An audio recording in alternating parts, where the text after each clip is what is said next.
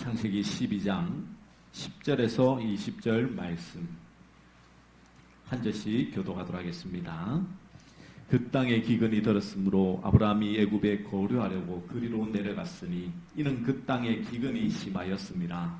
그가 애굽에 가까이 이르렀을 때에 그의 아내 사레에게 말하되 내가 알기에 그대는 아리따운 여인이라. 애굽 사람이 그들을 볼 때에 이르기를 이는 그의 아내라 하여 나는 죽이고 그대는 살리리니 원하건대 그대는 나의 누이라 하라. 그러면 내가 그대로 말미암아 안전하고 내 목숨이 그대로 말미암아 보존되리라 하니라. 아브라함이 애굽에 이르렀을 때 애굽 사람들이 그 여인의 심히 아리따움을 보았고 고관들도 그를 보고 바로 앞에서 칭찬함으로 그 여인을 바로의 궁으로 이끌어 들인지라.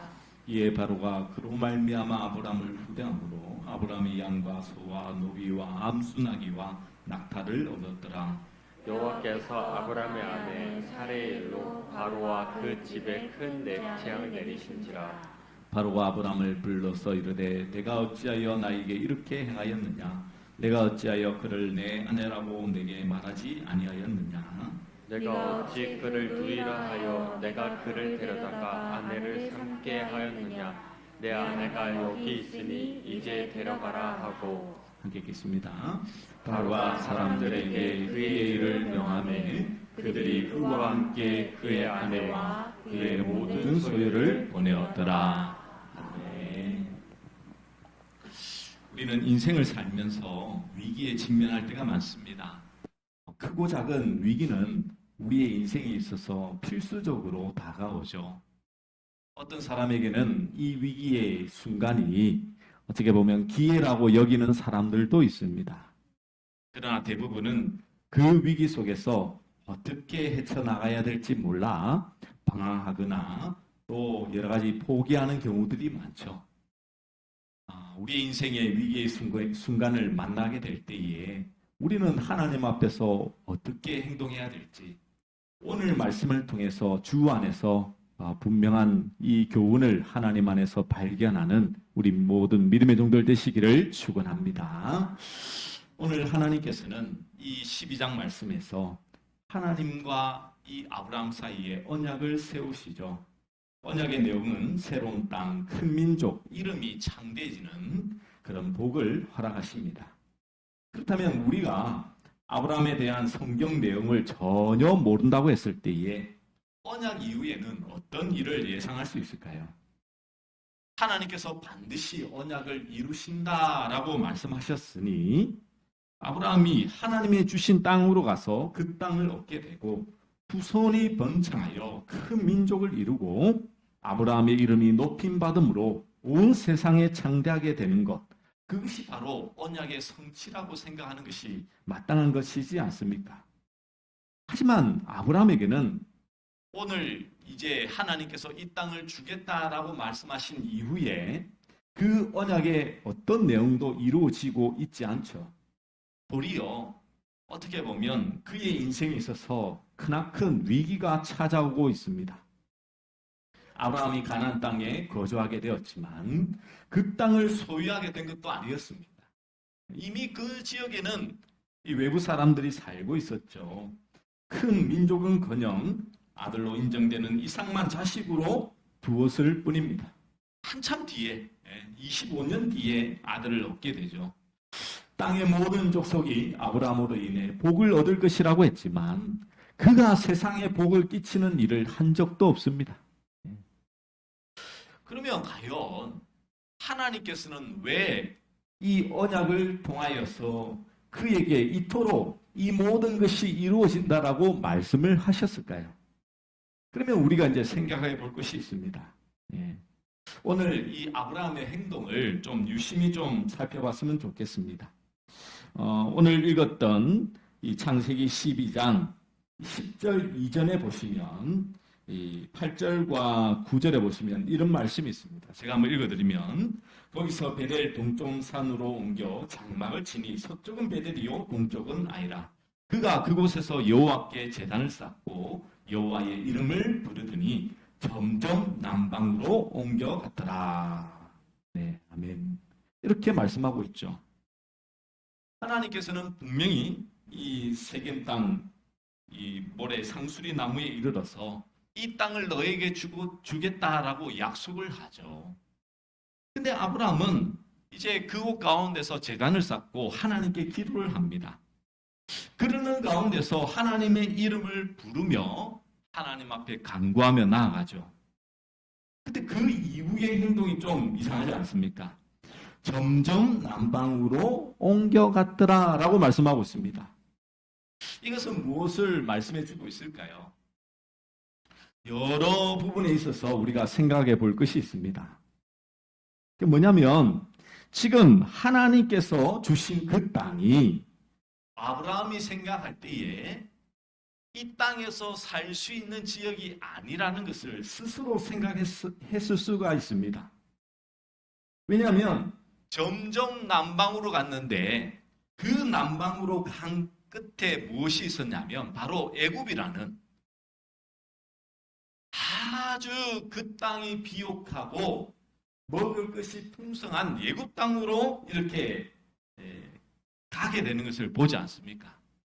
그러니까 지금 아브라함이 생각했던 하나님께서 주시는 언약의 땅과 그리고 하나님이 주신 그 언약의 땅의 그 차이가 지금 나고 있는 것이죠. 아브라함이 생각하는 그 땅은 지금 뭐라는 것입니까? 먹을 것이 풍성하고 살기에 좋은 땅을 그는 바라고 있었던 것이죠. 그래서 하나님 앞에 기도하였지만 뭐 했습니까? 점점 남방으로 옮겨갔고 그 갔는데 그 땅 가운데에 기근이 내립니다. 엎친데 덮친데죠. 결국은 애굽으로 가는 것이죠. 왜? 살려고. 그래서 성경은 이렇게 표현하고 있습니다. 10절에 보시면 그 땅에 기근이 들었으므로 아브라함이 애굽에 거류하려고 그리로 내려갔으니 거류하려고라는 것은 그 땅에 이제 적을 두지는 않지만 그곳에서 살겠다, 지내겠다라는 의미를 가지고 있는 것이죠. 당장 먹을 것이 없고 죽을 위기에 처했으니 잠시 피신하여서 그곳 가운데서 생활을 하겠다는 것입니다. 그러면 이게 큰 문제가 생기죠. 어떤 문제가 생깁니까? 애굽에 가까이 내려갔는데 이 사례가 얼마나 아름다운 미인인지 모릅니다. 자신의 목숨을 걱정하는 그런 미인이었죠. 모르긴 몰라도 이 나이가 60대 가까이 돼가는, 아니 60대 이후인 경우도 있을 것인데 그 가운데서 이 사례의 미모가 출중하다는 것은 얼마나 참 그 당시에 전혀 찾아볼 수 없는 그런 미인인지를 우리가 알 수가 있겠죠. 그래서 실제로 애굽에 내려갔는데 신하들이 왕 앞에서 이 여인의 미모를 칭찬하고 이 바로도 그를 보고는 아주 흡족했지 않습니까? 그렇다는 것은 우리 교회 성도님들의, 우리 권사님들, 나이 많으신 집사님들, 성도님들의 미모만큼 아주 출중했다. 여기서 웃으시면 안 돼요. 그럼 지는 겁니다. 이게 지금 얼마나 출중한지 자기 목숨을 걱정하는 거예요. 그리고는 뭐라고 말하냐면 원하건대 그대는 나의 누이라 하라라고 하죠. 왜냐하면 이 당시에는 이 여인을 빼앗는 것, 여인을 취하는 것은 힘이 있는 자들이 그냥 당연시 여겼던 것입니다. 나라가 아직까지 완전히 설립이 되지 않았기 때문에 자신들이 힘을 가지고 있으면 다른 사람의 재물뿐만 아니라 그 사람을 빼앗는 것도 당연했던 시대였죠. 그렇다 보니 이 아브라함은 걱정을 했던 것입니다. 왜? 자신의 아내의 미모로 인하여서 아내를 분명히 빼앗을 것인데 그것을 반대하다 보면 자신이 죽을 수도 있기 때문에 그냥 그는 뭐 한 겁니까? 누이라 하라고. 그래야지만 우리가 살 수 있다라고 그렇게 얘기를 하게 되는 것이죠. 이런 위기가 왜 아브라함에게 찾아왔습니까? 우리는 믿음이 없어서 아브라함이 그 땅 가운데에 좀 참고 지내면 그렇게 하나님 앞에서 큰 은혜와 놀라운 역사를 경험하게 될 것인데 믿음이 없어서라고 단순하게 여기면 안 되겠죠. 그러면 이제 애굽으로 내려간 것이 지금 문제잖아요. 이제 거기에 대해서 우리가 함께 좀 살펴봤으면 좋겠습니다. 자, 여러분 한번 우리가 곰곰이 생각할 것은 무엇이냐면 앞서 말씀드린 것 같이 우리는 아브라함이 지금 믿음이 없기 때문에 이런 일이 생겼다라고 단순하게 생각합니다. 우리 한국 교인들의 최고 강점이자 동시에 가장 약점이 되는 사항이죠. 이게 무슨 문제가 생겨도 믿음 만능주의로 이기려 든다는 것이 우리에게는 강점이자 약점이 되는 것입니다. 그래서 현실적인 이 위기가 환란이 생겨도 재나 시험이 닥쳐도 남들에게 상처를 받아도 무조건 믿음이 부족해서 생긴 일로 치부해버리죠. 또 믿음의 부족은 말씀과 기도에 나태해서 그렇다고 여깁니다. 원론적인 의미로는 맞지만 그런데 역으로 따져보면 그 의미가 얼마나 틀렸는지를 알 수가 있죠. 이게 뭐냐면 믿음은 말씀과 기도의 열심이다라고 되는데 그게 믿음입니까? 성경이 말씀하고 있는 믿음이 말씀과 기도의 열심을 내라인 것입니까? 그렇게 생각해보면 말씀과 기도의 열심만 쌓으면 아무런 환난, 제약, 상처가 생기지 않는 데까지 이르게 되는 것이죠. 그래서 이것은 원래 그게 성립이 되지 않습니다, 여러분. 믿음이란 환난과 제약을 예방하거나 없애는 수단이 아니죠. 그것에 올바르게 반응할 줄 아는 힘인 것입니다. 또 말씀과 기도도 그런 힘을 쌓고 기르는 수단이 아니라 통로가 되는 것이죠. 수단이 되어버리면 누구라도 말씀과 기도만 열심히 하면 자동적으로 문제를 잘 이겨나가는 힘이 생겨야 한다는 의미가 되는 것이죠. 그래도 교회 얼마 이렇게 참석지 않았고 믿음도 별로 없는데 갑자기 말씀을 많이 읽고 기도 생활 열심히 하면 모든 문제가 다 해결되어야만 되는 것일까요? 그렇지는 않지 않습니까? 믿음이 있는 자가 말씀과 기도에 열심이어야 힘이 생기지 믿음이 없는 자는 아무리 열심을 내어도 그렇지 않지 않습니까? 예를 들어서 환난과 제약이 생기는 원인이 말씀과 기도가 부족해서가 아니고 믿음의 실체도 그런 종교적 행위와는 다른 차원이라는 것을 우리는 빨리 발견할 수 있어야 되는 것이죠. 그렇지 않으면 우리의 삶 속에서 늘 믿음이 부족해서 이래. 믿음을 가져. 믿음이면 모든 게 해결돼. 라는 아주 단순한 원리 속에서 인간적인 그 생각 속에 사로잡히게 되는 경우가 많습니다. 어떤 문제든지 원인을 정확히 알아서 그것부터 제거하지 않으면 모든 것이 해결되지 않는다라는 사실을 우리는 바르게 알아야 되겠죠. 그러면 이제 우리가 생각해 볼 것이 무엇입니까? 아브라함에게 왜 이런 믿음이 통제치 않았을까요? 앞서 말씀드린 같이 그냥 믿음이 없어서 이런 일이 생겼다는 것이 아니라 궁극적인 원인은 애굽에 내려간 것이 문제죠. 근데 그것이 뭐냐면 믿음이 없는 행동이었다는 것입니다. 여러분 잘 생각해 보십시오. 지금 아브라함에게 언약의 말씀을 주셨습니다. 그리고 이 땅을 너에게 주겠다라고 약속하셨습니다. 그렇다면 아브라함이 정말 믿음이 있다면 아브라함이 하나님 앞에서 행해야 할 행동은 무엇일까요? 남방으로 옮겨가는 것일까요? 아니면 아무리 힘들어도 그 땅 가운데서 머물고 있어야 될까요? 그 땅 가운데 머물고 있는 것이 믿음이죠. 여러분, 이것이 좀 이해가 되십니까? 지금 하나님께서는 어떻게 보면 이 아브라함에게 일부러 지금 이 척박한 땅으로 보내신 것과 마찬가지예요.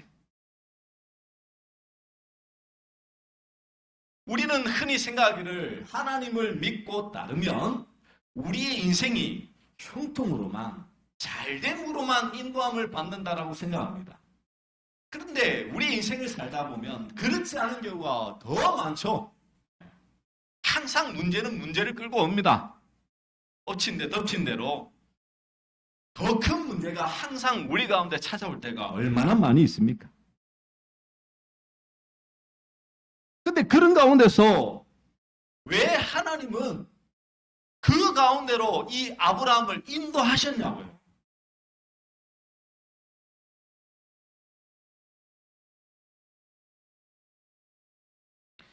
여기에서 우리가 이제 하나님 앞에서 위기의 순간을 만날 때 해결할 수 있는 방안이 열리게 되겠죠. 우리는 자꾸만 위기를 만나면 하나님 위기를 없애달라고 하지만 어떻게 질문해야 될까요? 하나님 왜 이런 위기가 나에게 찾아왔나요? 라는 것을 물어봐야 되는 것입니다. 이게 바로 하나님의 인도하심을 받는 자의 참된 모습이라는 것이죠. 아니 지금 여러분 생각해 보세요. 갈대아 우리에서 하나님께서는 너 가야 될 땅으로 와. 그래서 아브라함은 열심히 하나님의 말씀을 쫓아서 제사를 드리며 이렇게 이동하며 왔습니다. 그런 가운데서 이 하나님 땅 가나안 땅에 들어왔어요. 그런데 보니까 내가 원하는 땅이 아닌 겁니다. 살 수 있는 땅이 아니에요. 그래서 점점 어떻게 됩니까? 남방으로 갑니다. 남방으로. 엎친 데 겹친 결과로 기근이 내리니까 애굽으로 가서 큰 완전한 위기를 경험하지 않습니까?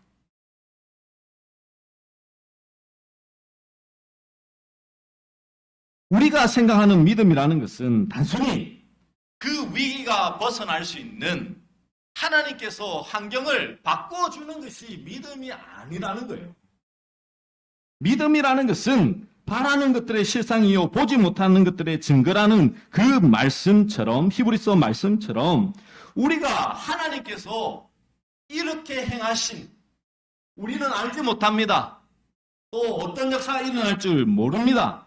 그러나 그곳 가운데 허락하신 하나님의 뜻을 바라보며 그곳 가운데 잠잠히 하나님의 뜻을 기다리는 것이 진정한 믿음의 사람의 모습이라는 것이죠.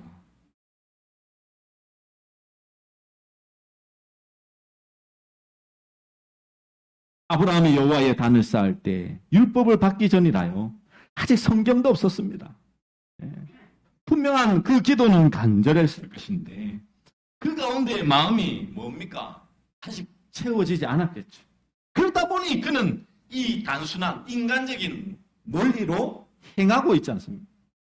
남방으로 옮겨갔고 애국으로 갔고 그 가운데 목숨의 그 생명의 위협이 다가오니까 거짓말을 하게 되는 그 상황에까지 나아가지 않느냐는 것이죠. 믿음은 모든 어려움을 이겨내는 힘은 맞습니다. 그러나 그 힘은 언제 어디서 무슨 일을 만나도 이 가시적인 현실보다 비가시적인 하나님을 선택해야지만 참된 힘이 된다는 것이죠. 보이지 않는 하나님, 그 역사의 손안에 있다는 것을 보지 못하면 우리는 위기의 순간마다 그 위기 가운데서 쉽게 넘어지고 포기할 수밖에 없다는 것입니다. 오늘 새벽에 예레미야 13장 이 9절과 10절 말씀에 이런 말씀이 있습니다. 한번 제가 읽어드리면 여호와께서 이와 같이 말씀하시니라. 내가 유다의 교만과 예루살렘의 큰 교만을 이같이 썩게 하리라. 이 악한 백성이 내 말 듣기를 거절하고 그 마음에 완악한 대로 행하며 다른 신들을 따라 그를 섬기며 그에게 절하니 그들이 이 띠가 쓸 수 없음 같이 되리라 라고 말씀하고 있습니다. 하나님께서 이스라엘 백성들, 유다 백성들이 교만하다라고 말씀하시는데 그 교만의 그 행동이 뭐냐면 하나님의 말씀을 거절하고 완악한 대로 행하여서 다른 신들을 따라 섬기며 그들에게 절하는 것이라고 말씀하고 있습니다.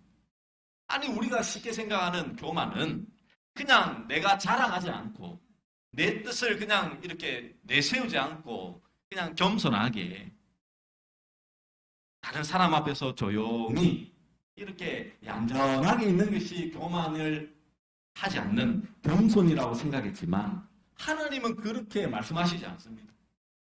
하나님의 말씀을 거절하고 다른 신들을 따라 섬기는 것, 즉 우상을 섬기는 게 뭐냐면 교만이라는 거예요. 교만.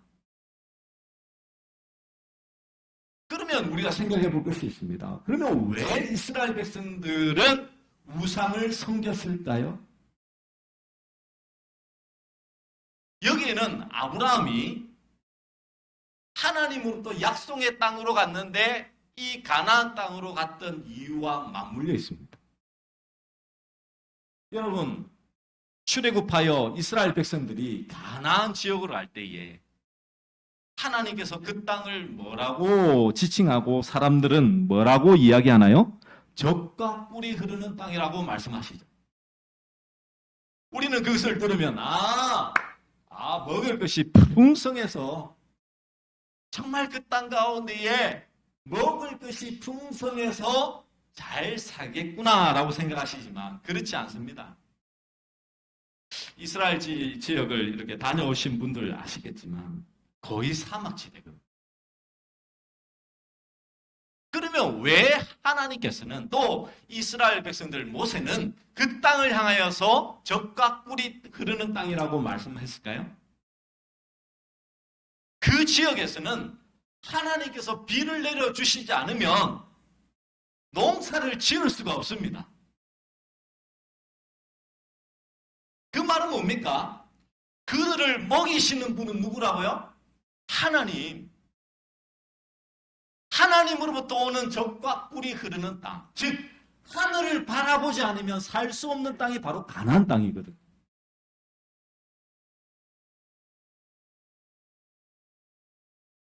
그런데 그런 땅에 들어갔는데 실제로 죄를 지으니까 하나님께서 비를 내리시지 않는 거예요. 먹을 것이 없습니다. 그러니까 그들이 눈을 돌린 게 어딥니까? 우상인 거예요. 우상. 왜? 바알신 또 아세라신은 이 다산과 풍요를 상징하는 그런 신들이거든. 가나안 지역에 살았던 그들이 그들을 믿으니까 잘 먹고 잘 살았겠구나라고 생각을 했던 것입니다. 근데 하나님은 그걸 뭐라고 말한다고요? 교만.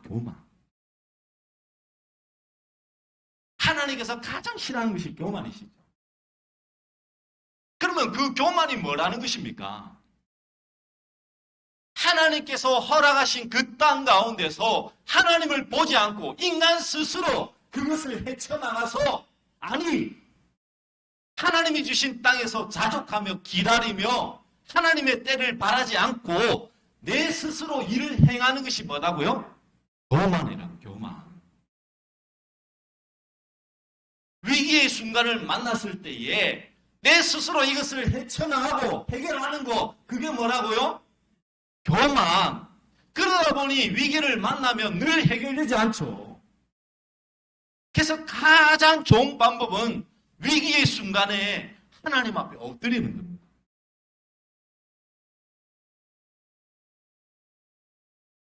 하나님을 바라보는 거라니까요. 당장은 힘들 수 있습니다. 어려울 수 있습니다. 그런데 하나님께서 이 가나안 지역에 아브라함을, 이스라엘 백성들을 보내셨던 그 이유는 그곳에서 하나님을 바라볼 수 있기를. 왜냐하면 그것이 믿음이거든. 하나님이 보이지 않는 곳에서 하나님을 보는 것이 믿음이기 때문에 너희들 진정한 믿음을 가지라고 하나님은 그 땅 가운데 일부러 보내셨다니까요. 그런데 그 보내신 땅이 나는 싫다고 거부해버리면 하나님의 역사는, 하나님의 인도하심은 결코 경험할 수 없는 것입니다.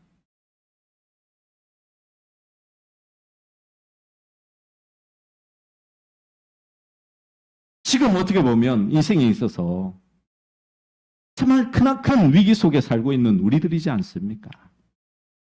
이전에도 경험해보지 못했고 앞으로 어떤 더 큰 위험이 닥쳐올지 모르는 그런 위기 속에 살고 있는 것이 우리의 인생입니다. 그때 우리는 어떻게 해야 돼요?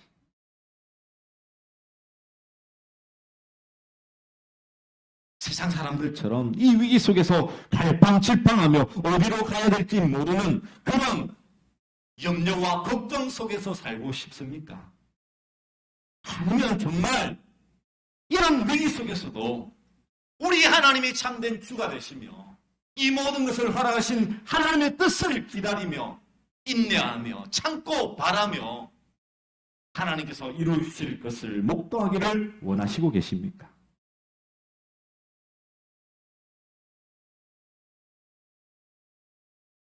위기의 순간을 하나님은 어떻게 해결하시나요? 꿈을 통하여서 이 바로가 하나님으로부터 엄청난 큰 질타를 받은 것 같아요. 그래서 이제 너 누인데 왜 내게 거짓말했냐라고 그러면서 이 모든 소유를 더해서 금과 금과 가축을 풍부하게 여기서 돌려보내죠. 그러면 우리는 이렇게 생각합니다. 아, 그렇죠. 하나님, 목사님. 네. 하나님 앞에 큰 믿음 가지면 하나님께서 이 모든 일 해결해 주지 않습니까? 이게 참 단순한 아주 지극히 1차원적인 그런 해석일 수밖에 없죠. 하나님은 그렇게 지금 하시는 것이 아닙니다. 지금 이걸 통해서 아브라함에게 또 이스라엘 백성들에게 그리고 오늘날 말씀을 읽고 있는 우리들에게 분명히 하시고자 하는 바가 있는 것이죠. 첫째는 아브라함입니다. 여러분, 아브라함은 믿음이 없는 자였습니다.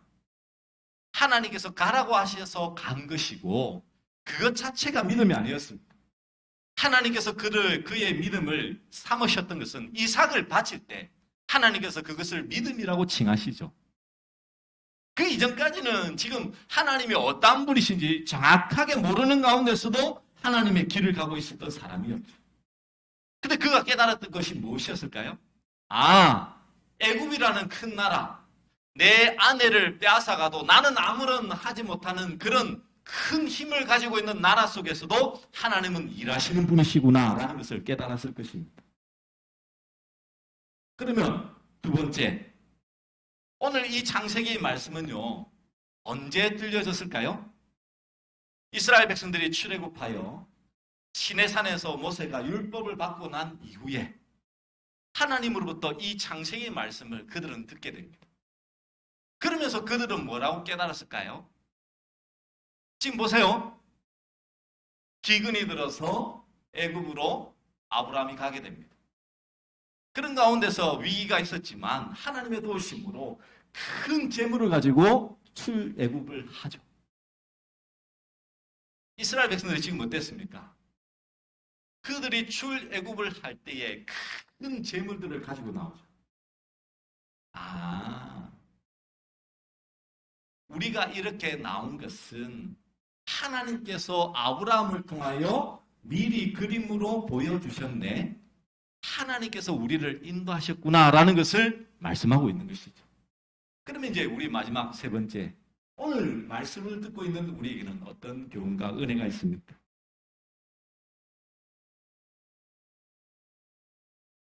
여러분, 아브라함이 하나님께 처음 받은 약속은 갈 바 모르지만 하나님만 따르라는 것이었습니다.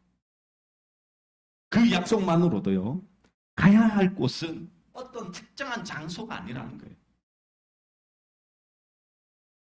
어떤 환경을 만났을 때, 이게 하나님의 뜻이구나 라고 생각하는 게 아니라고요. 항상 갈 바 모르는 곳에 가야 되는 거. 근데 그곳 가운데서 보이지 않는 하나님을 바라보는 믿음을 가지는 것이 정말 중요하다는 것이죠. 이 시대를 살고 있는 우리들의 모습을 하나님은 지금 우리에게 이것을 요구하고 있지 않겠습니까? 갈 바를 모르니까 하나님만 바라보라고.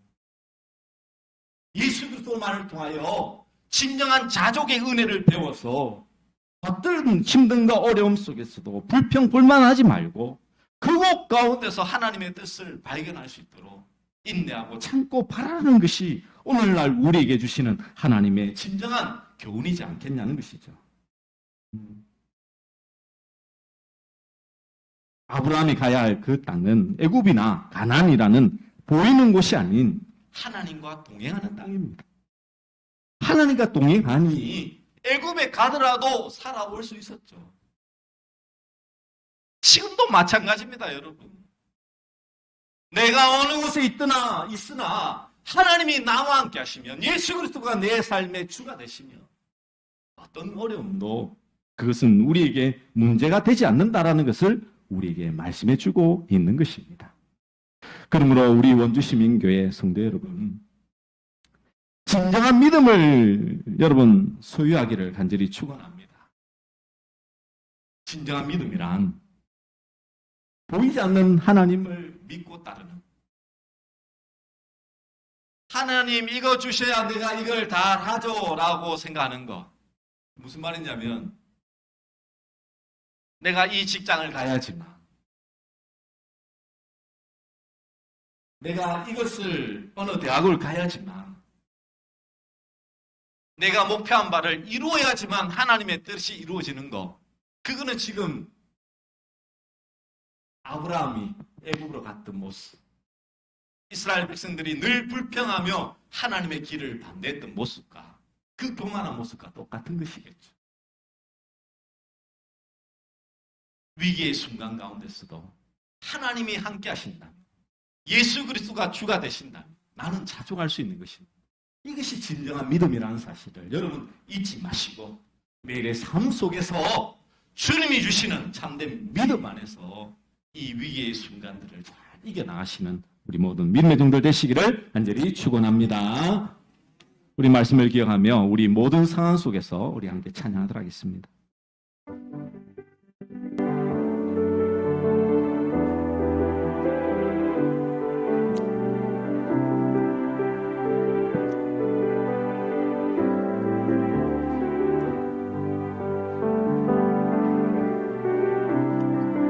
모든 상황 속에서 주를 찬양할지라.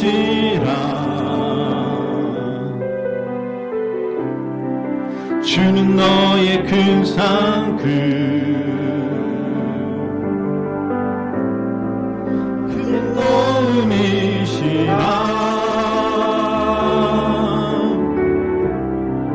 주의 얼굴 구할 때